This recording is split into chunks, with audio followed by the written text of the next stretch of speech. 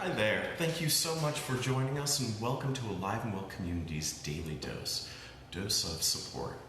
And during this time of social distancing, it's so crucial that we take care of our well-being.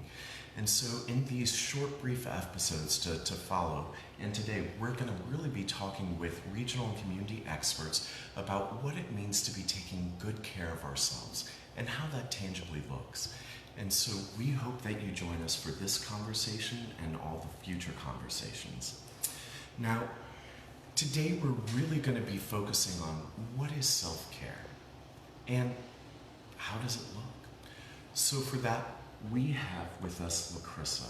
And LaCrissa is such an amazing human being. Thank you, LaCrissa, so much for joining us. I want to just share with you all that LaCrissa is a social worker. In addition to that, she's also one of our community consultants right here at Alive and Well Communities. Now, LaCrissa's resume doesn't end just there. In addition to that, LaCrissa is also a student working on her PhD. In addition to that, she's also a caregiver for her elderly mother and also a mother herself.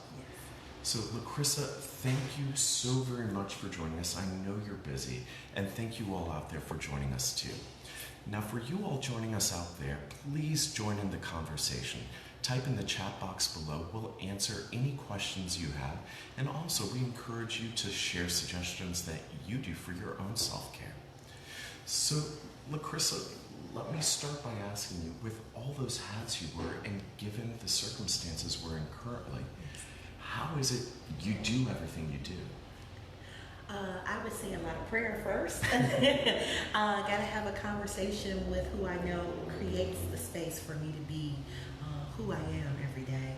And mostly just remembering that I know when you're doing a lot for others, it's important to also remember you have to do great things for yourself as well. It's important to take care of ourselves and that our health is our wealth. A lot of times we think doing a lot of things for others is going to just accommodate and take care of everybody, but then what about us? And if we're not taking care of us first, how do we teach others how to take care or invest in us if we aren't investing in us first? Absolutely. And that's so important to understand, because a lot of times when we think about our health, we think about just our physical health. Yeah. But too often our emotional well-being is overlooked. That's correct. And so we have to recognize that taking excellent care of ourselves means not just physically, but also emotionally, spiritually, psychologically. That's right. So, one of the ways that Alive and Well Communities define self-care is those purposeful, intentional acts designed to recharge ourselves. That's right. Now, the emphasis has to be on purposeful and intentional, because a lot of times we say something just like, I'm cooking, I love to cook, and you know what, wham bam, self-care, right? Mm-hmm. But we know that unless it's done purposeful and intentional, it's not really working to recharge me. That's correct. Now, the other piece we have to focus on is that it has to recharge me. That's right. Now, too often we think about things that help to recharge others, but it has to be those purposeful, intentional acts to recharge ourselves. My battery. That's right. Is there another way that you define self-care? No, I think that's a pretty good one, because being intentional is meaning that you are taking time to really look within to see what is it that you need, taking care of the spirit within. I always think of it like my spirit is who I really am, and my body may be the house, and the heart is kind of the blood running through the veins of how the spirit gets a chance to kind of intentionally show up for others. And so for me, I do a sacred bath, which I do kind of weekly, and that is, I call it my spiritual bath, because my spirit within the house needs to know that it is important, and I need to pay purposeful attention to it in order to be able to recharge for the week. And I can tell the difference. If I choose to do a shower that day instead of a bath, it throws my whole week off. And it's because I realized that you need the 4 elements of life to be able to sustain yourself. I mean, they already help us make it day to day, whether it's, the sun, which is like our heat force, and, the air that we breathe, and the water that we drink, and even the earth that we stand on. All those four things keep us alive every day. But they're also the things that help us recharge too if we utilize them purposefully. And so for a spiritual bath, that's what I do. I use it in a space of the water is healing and nurturing to you. We were in fluid for 9 months of our lives before we were born, and so we know that that part of us is sacred, and it does have spiritual healing properties.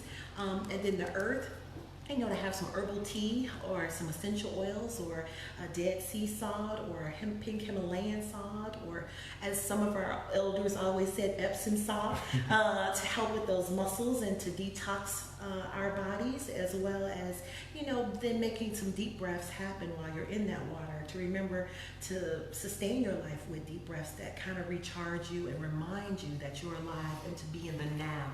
And then, the fire, having candles around, dim lit, just candlelight, natural light, to kind of just really allow your eyes to be, in a space where we're not looking at the computer all day or our cell phones that kind of keep us always charged up in a way of thinking all the time. This is a time to relax and to give yourself a release. And so that's one of the ways I recharge, and it helps me to be in a space, even if I get out of the tub to even do some journaling, it gives me time to reset my mind and to be in a space to remember that if I'm taking better care of myself, I'm able to show up better for others and take better care of them as well. So absolutely, I couldn't agree more. Now, we have to think about all that's going on right now in this time, that already our bodies are on hypervigilance with what's going around. Then we're adding that social distancing for our well-being. But that social distancing also may feel like we've isolated. And that means that we may be cut off from our support systems. It means that we're often spending more time alone or isolated with our families. And it can feel really disconnected, which can increase our stress and well-being. Absolutely. Now, let me ask you this. Who needs self-care?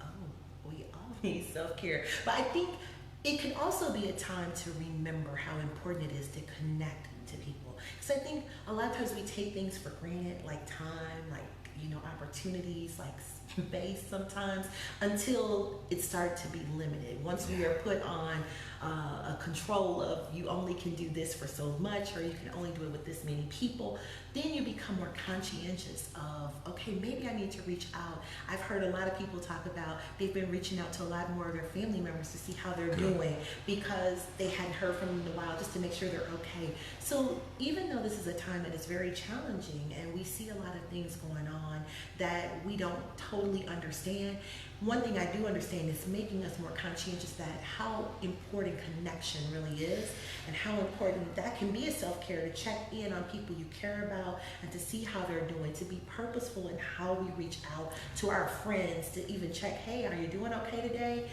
Are you feeling okay? Okay, well, take care of yourself. I'm gonna reach out again. And we may not have done that as much if this pandemic was going on, and you would see that people would kind of be stepping back or still just kind of moving along business as usual and not taking the time to ensure that they're checking in on each other and seeing how each other are doing. So, and it's so crucial that you said everyone needs self-care. That's right. Too often we think our children don't experience stress. Oh, That's what we used to believe. But what we now know is that children are incredibly intuitive. Right. So even if they can't fully grasp or comprehend what's happening, we have to recognize that our children experience stress like the rest of us do. And especially during this time, while they may not understand the pandemic, we recognize that their schedules have been totally changed and disrupted. That right now they're at home much more. Right now, everything feels weird and unusual to them. And then, we can also sense that maybe our parents are uncomfortable. That's correct. And so kids are very intuitive, and so we have to recognize that our children also experience stress. So self-care is important for everybody, yeah. regardless of our age, right? And especially our children. I think what we sometimes forget is for a lot of our students going to school is their social haven, right? That's where they get to see their friends, be with their friends, make friends. For a lot of our students, that's a big deal. And to even be in the space of not being able to see your friends every day, that can be stressful in their world. Like, we don't think about stress on their level, but that's a stressor. If I can't see my friend who I've built a relationship with, we spend time together at lunch, we have built this routine, and now this routine is disrupted, that can be stressful for students because they really enjoy consistency. And so just keeping that in mind. And even for me, with my mom, who is 87 years old, she even feels it in that space that I don't get a chance to go out now. I have to stay in because I'm part of that vulnerable population. And so even being able to say, I can pick one of your friends up and bring them over so you can at least sit and watch TV with them, or, to make sure that people are calling and checking in on their elders to ensure that the elders feel connected and that they are cared for as well. I think that's important to help them not feel so isolated during these times. Absolutely. So recognizing that we all need self-care, Correct. regardless of our age. Yes. Now, what I commonly find is that there are a lot of myths that we tell ourselves that really keep us from engaging in our own self-care. Yes, like it's too expensive, or I don't have time, or it's not anything that I really need to do. Yeah. Those kind of things, I think we've just heard those things, and self-care really doesn't require you to do things that cost money. It can be things like when we're able really to connect with nature or listen to music that's purposeful and intentional to your spirit. It's about what you enjoy, what makes you smile. Even being in a space where if you are a person who loves to cook, maybe trying a new meal, not just one that's cooking for the whole family because that's your routine and that's your job as a parent or, as a caregiver, but more so because this is a new recipe I want to try that's healthier, that may even give me a little bit more sun energy, a little bit more life and vitality. So I'm going to try something a little different from a different, ethnicity, or maybe a different flavor, or something that is going to excite you while you do it. It really feels like you are doing something that's adding to you and not taking away from you. Even if you like cooking, it can get kind of taxing when it feels like a chore. But when it's something that actually uplifts you and encourages you and inspires you, then it becomes a recharge, because then it's really about that purpose and intention of you learning something new and enhancing your growing abilities. Absolutely. So let's explore some of these myths a little bit more closely. And I think the one I also hear the most is, I just don't have the time. And we know for some individuals during this time of social distancing, now they have even more on their plate. Plenty of time. Plenty, maybe. Depending on where you are. But also recognizing that for some of our families, it now means that not only am I working remotely, but now I'm also constantly a caregiver. That caregiver hat never comes off. Mm-hmm. And in addition to being a caregiver, I've got to cook more, I've got to clean more. In addition to that, now I've got to be my child's educator as well. So more than ever, we may be hearing this, I don't have the time. Yeah. So what are some of the ways you find that we can help to dispel this myth? Recognizing we all need self-care and we all have to make the time for our well-being, right? Yes. Because I know for me personally, if I don't take the time, I find that my immune system will break down, and then my body will make time for me to take the time. So I don't want it to make time to take time. I've had to learn the hard way that it really helps to be, again, intentional and purposeful about how I show up for myself in a space of recognizing if I got these 4 tasks I need to complete today, somewhere in here I need to do something. If it's no more than walk away from my desk. If you're still going into the job, walk away from your desk for 30 minutes and be able to sit alone if you need to, or with someone if you need to be able to eat lunch and to remember to connect. Whatever it is that fuels you. If you're more of an introvert, you might want to sit alone. If you're more of an extrovert, you might want to sit with someone and be able to connect and realize that we sometimes get in that race of always just doing and doing and doing. And then when we haven't done anything to take care of ourselves, our body starts to show up by us feeling lethargic, or not having a lot of energy, or not get a lot of sleep because our mind is constantly going and not shutting down. And so we have to do something to be purposeful and to take the time to realize that if you don't make time, your body's going to help you take the time. So we want to kind of be proactive instead of reactive in how we utilize self-care. I think something that also reminds me to take that time before my body makes the time is recognizing that also small acts of self-care go a long way to recharge that battery for me. Maybe a short-term charge, but even those small acts, whether it's 2 minutes, 5 minutes, 10 minutes, 30 minutes, that they're so helpful in helping me to recharge. So recognizing that even small acts are worthwhile to help us recharge. Correct. Now, another myth that you mentioned I also hear too commonly is that self-care is expensive. It's so expensive. And you're like, well, I guess if you're thinking about maybe a spa day at the Four Seasons, it could be very expensive, absolutely. But if you're thinking about just the things that you love the most, right? Taking the opportunity to do a yoga class. There are a lot of times some places that do free yoga. If that would be something that you've always wanted to try, or you have always wanted to be a part of, that may be something that's intentional that you can do that is going to really recharge you in a different kind of way. Plus, it's something new to learn, right? And I think our minds evolve differently and inspire us more when we try something new and it really connects to what we're trying to do. And so expensive, no, it doesn't have to be, because listening to music on your phone, it doesn't have to be expensive, especially if it's your favorite things, that if it's a jazz, or if it's, sounds of nature, or if it's, your favorite R&B song. It doesn't matter. Whatever makes you happy, it's about what brings joy to you in small bits and bursts that you can utilize that will keep you smiling and encouraging others and wanting to stay connected with the greater whole. So, yeah. So, and also recognizing that during this time, we may not have access to all of those resources we typically engage in for self-care. Right. So if you're someone who loves the gym, not me, but there are others out there who love the gym, right? I love the gym, but I had got to the place I had really conquered the 2 to 3 times a week.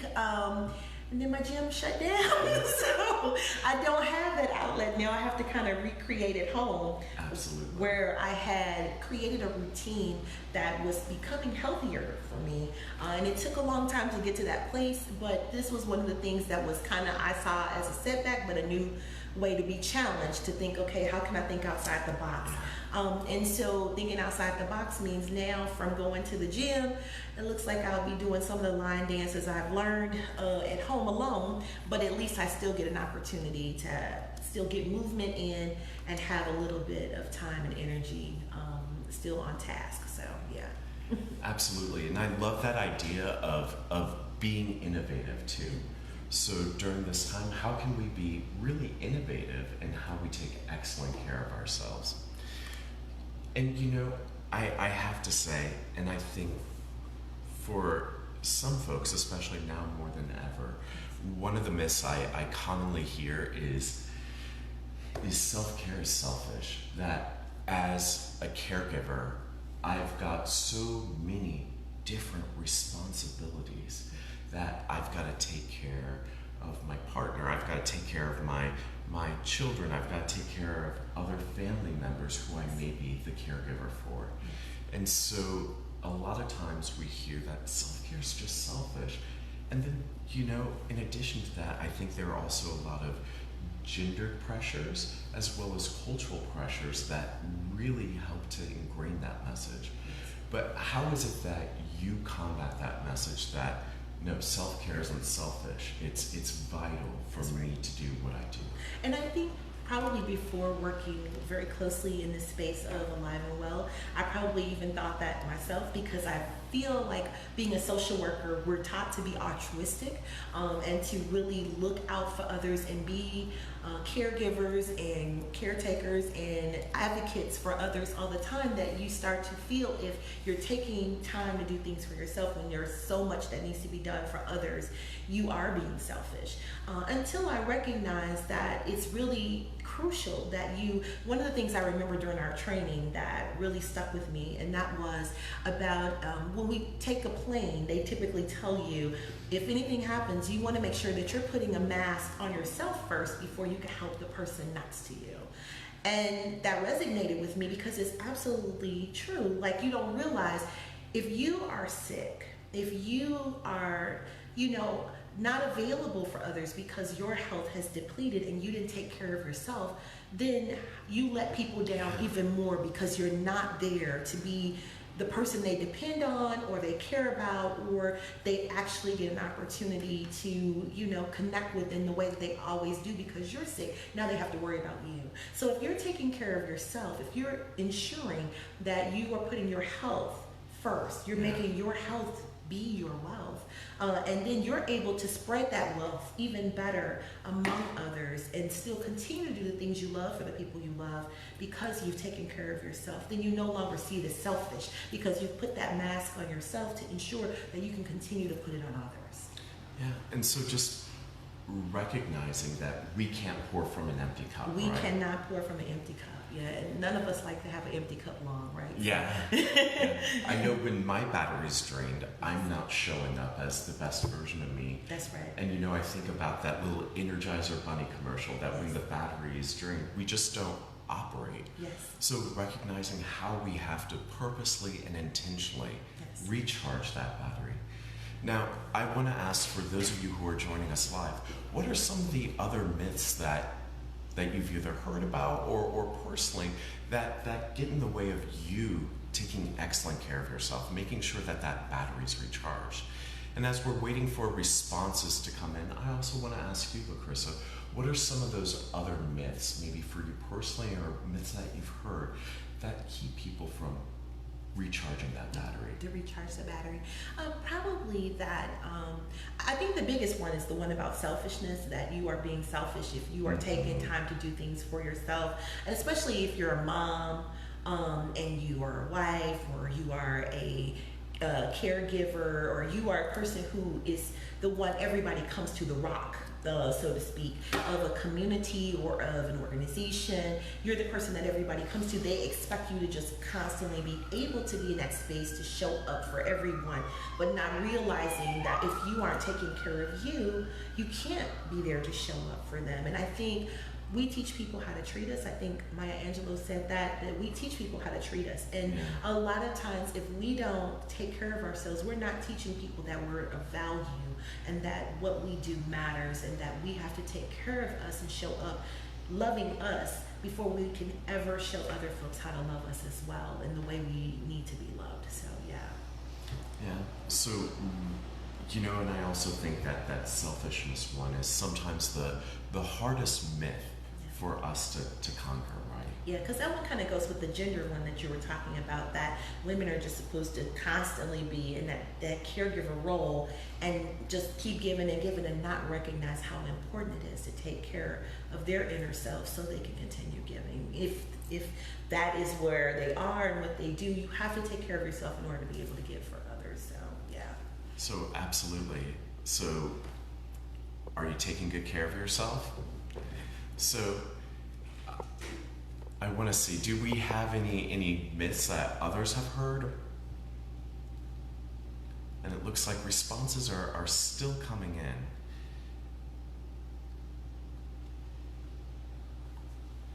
What is your favorite way to recharge purposefully and intentionally? For me, it kind of depends on the mood I'm in. I'm kind of this mixture of being in between, kind of like an introvert and an extrovert. And so on days I've been really extroverted professionally, then it means for my self-care to recharge my battery, I have to do something that's very introverted to help me recharge. So on those days, it may be, singing in the shower. That's a good one, because you sound good in the shower, right? Everyone sounds good, The right? acoustics are perfect in the shower. I think that's maybe where they should do the voice, in the shower. Everybody would probably make it then. I don't know. But it's really been interesting lately. Now that I've been engaging in this social distancing, I find that I need a lot more extroversion. And so for me, it's really been about purposefully and intentionally reaching out to those I love in my support system, checking in, making sure that we're still connecting, right? Right. And while sending a text is great, we know that voice, hearing someone's voice is so incredibly powerful, right? Yes. So making sure I'm connecting out by phone or even by Skype or FaceTime to connect with those I love and just check in, let them know I love them, and that I'm here for them. Because I think in this time of social distancing, one of the things we have to recognize is as a result of that isolation, that can be very almost depressing. Right. And maybe that's one way that we can think of using our technology to our benefit. You just said it. FaceTime, Skype, social messaging. It's huge. I think being able to look in someone's eyes and see their expressions and their nonverbals as well as hearing their verbals, I think that's huge for a lot of us, especially those that like to connect and communicate. It helps to look at someone's eyes when you're talking to them, or it helps to be able to actually get a nod back to know that they're listening. Those kind of things mean a lot. And so even if it is that you haven't had a chance to be sitting close to someone or sitting next to someone, then maybe we might need to use, our technology for our benefit to be able to still connect and see each other. So you still don't feel isolated because you still get to connect. So let me ask you, if you just have a little bit of time to recharge your battery, what are some of the things that you do for your self-care? Well, first, like I said, the spiritual bath is huge. I enjoy journaling, so I kind of have like a little journaling thing where I have many different journals for different things. So there's a joy journal, there's a dream journal. There are different things that you can do to kind of be able to connect with where you are internally and spiritually and emotionally. And journals help you connect in a way that sometimes what you can't say to others, you can write out. And so for me, being able to write out my feelings always is very helpful. I also enjoy listening to music a lot. I enjoy being able to connect with people. And so if I can't connect with them by sitting next to them, I will utilize FaceTime to say hello, or I will find a way to try to be able to still connect by phone and just hear their voice, and try to make them laugh. I use humor a lot to make life not feel so daunting at times. I think we have to remember to still laugh when we can and to make others laugh if we can.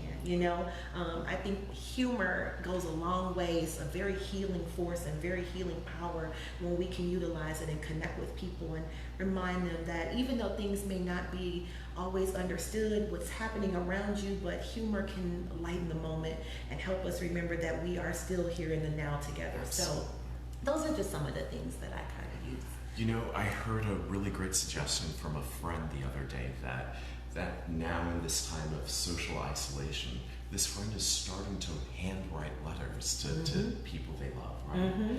And so that's such a creative idea of how do you express that love and connection in a way that's not commonly used anymore, right?